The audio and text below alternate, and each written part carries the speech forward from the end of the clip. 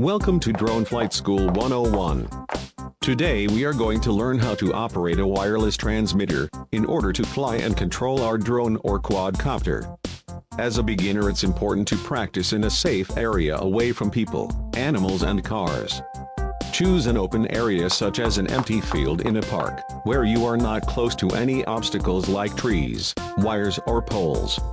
It is also better to have a soft ground, like grass rather than cement, in the event of a crash landing. There are two types of transmitter modes, and in the United States we use mode 2, which means the throttle stick is on the left side instead of the right. So here is a typical wireless transmitter. We are only going to review the operation of the two sticks. There may be other buttons and switches on your device which we will not be covering, as different models have different switch functions. But all radio control transmitter models have the same standard joystick controls, starting with the left stick called the throttle rudder control. The throttle is adjusted by moving the stick up or down. On some models this stick may spring back to the middle position and others will stay as you move it.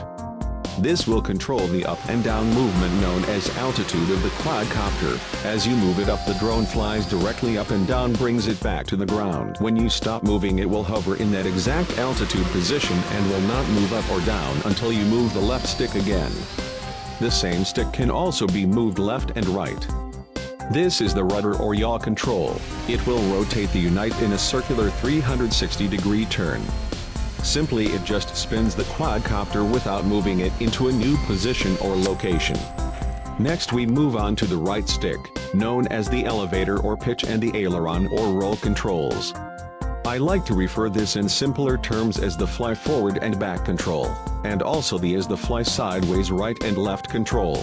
So when we move the right stick up, the copter flies forward. Moving it back, it flies backwards.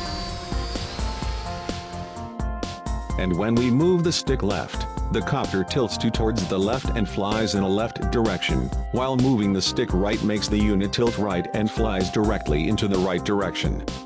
These are your basic controls that you will need to master. It seems so simple, but you will need to take the time to teach your brain how to use these controls without having to think about them, until they become second nature to you.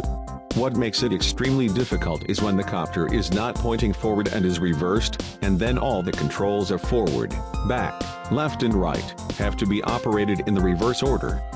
Be patient with yourself. It will take some time to practice these moves before it will become a part of you, and you will no longer have to think what to do, as it will become automatic like walking or jumping. Thanks for watching. If you like this video, please subscribe and hit the like button so we can create more learning chapters. Tune in next time as we discuss advanced flights by using both joysticks at the same time.